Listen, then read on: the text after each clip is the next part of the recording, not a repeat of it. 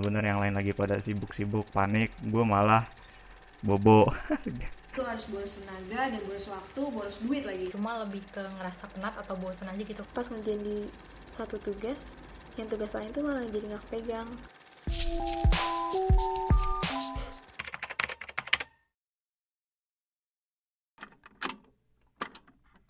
Jadi yang bagi gue tuh yang susah pas PJJ itu adalah susah dari bangun tidurnya. Pernah 2 kali pengalaman buruk pas semester 1.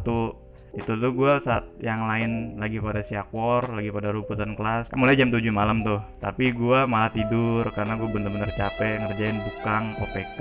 Gue bener-bener yang lain lagi pada sibuk-sibuk, panik, gue malah bobo.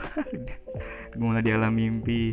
Terus kedua, baru belakangan ini gue ada UTS Litbang, literasi bahasa Inggris. Baru tidur jam 2 malam dan akhirnya gue kebangun jam 10 siang, jam 10 pagi pas. Jadi gue kelewatan 1 jam untuk kerjain UTS-nya. Kejawab sih semuanya tapi ya gitulah. Personally yang sulit pada saat ini adalah kalau kemarin kan kita offline ya, jadi kayak bisa pakai highlight dan stabilo gitu. Nah kalau sekarang kan online serba digital gitu kan. Nah bisa sih kalau misalnya pakai printer gitu, tapi kan gue nggak punya printer dan harus keluar, yang mana itu harus boros tenaga dan boros waktu, boros duit lagi. Itu sih kesulitan gue selama pandemi kali ini. Mungkin bukan sulit sih, cuma lebih ke ngerasa penat atau bosan aja gitu kalau misal kelas. Ini misal lagi kelas, terus ngerasa badan tuh kayak capek sama pegel gitu. Mungkin karena kelamaan duduk atau mantengin laptop terus kali ya. Oh iya, satu lagi, gue juga ngerasa kesulitan buat manage waktu, kapan harus belajar atau organisasi. Sebenarnya gue udah buat planning juga sih dari dulu, cuma selalu gak terjalankan aja. Kalau dari gue, buat pembagian waktu buat ngerjain tugas kuliah atau tugas panitia atau organisasi yang gue ikutin, sebenarnya gue masih sulit buat ngatur waktunya. Gue masih kurang bisa ngatur waktu buat mana yang harus dahuluin secara efektif buat ngerjain semuanya. Karena pas ngerjain di satu tugas, yang tugas lain tuh malah jadi nggak pegang. Jadi pinter-pinteran aja sih buat ngatur waktu buat ngerjain tugas-tugas.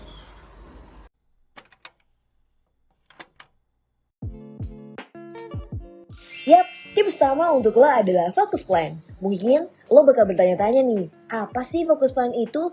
Jadi, di fokus plan ini, lo bisa atur waktu jam belajar lo dan juga jam istirahat.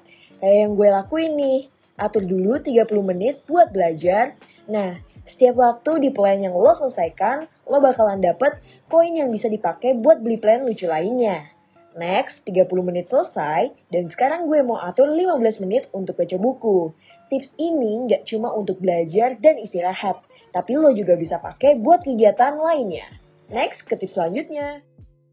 Tips kedua adalah Notion dan Evernote. Di sini gue lagi menggunakan Notion untuk ngatur dan nyusun jadwal gue di hari Rabu. Tinggal input aja mata kuliah, kelas, tugas, asistensi, dan kesibukan lo yang lain. Jangan lupa juga masukin jam atau sesi berapa aja kegiatan-kegiatan ini bakal lo lakuin. Di Notion ini bisa juga dipakai buat ngumpulin link-link drive dan jadwal lo tiap minggunya.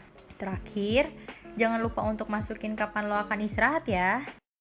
Next, tips ketiga adalah alarm. Walaupun terkesan simple, tapi alarm itu penting banget buat lo pakai, apalagi kalau sering kebablasan. Misal, kelas lo jam 8 dan lo pengen bangun maksimal 10 menit lah ya sebelum kelas. Atur waktu dari 1 sampai 30 menit sebelum kelas dengan seling waktu 10 menit. Kenapa? Karena pasti ada aja setelah lo matiin 1, kemudian lo balik tidur lagi. Kalau alarm lo beruntun kayak gini, pasti mau gak mau akhirnya lo akan bangun kok. Setelah bangun, segera siapkan diri lo untuk kelas. Tips keempat adalah PDF Element dan OneNote. Di PDF Element ini, lo bisa nge-highlight kayak lagi pakai stabilo, nulis di PDF-nya, bahkan nambahin atau ngapus teks di dalam PDF yang lo punya. Selain itu, ada juga OneNote yang bisa dipakai buat nulis-nulis kayak di PDF Element tadi. Link dari OneNote ini bisa lo download, share, dan kirim ke teman-teman buat belajar bersama. Tips kelima adalah exercises. Exercise yang gue maksud di sini bukan latihan loh ya, tapi sekedar peregangan atau sebut saja workout kecil-kecilan. Setelah lama menulis atau mantengin laptop, rentangin tangan, gerakin badan dan leher biar nggak kaku. Ya kira-kira yang gue lakukan di video inilah. Selain sambil duduk, lakukan juga peregangan sambil berdiri agar punggung lo nggak pegel. Tips ke-6 dan terakhir adalah refreshing. Stop. Jangan kebiasain untuk begadang dan maksain diri untuk tugas ataupun belajar ya guys. Nggak sehat loh itu. Coba istirahatkan tubuh yang kecapean itu dan lakukan kegiatan yang lo suka. Misalnya baca buku sambil dengerin musik. Oh, bisa juga lakuin kegiatan favorit kita semua, yaitu rebahan.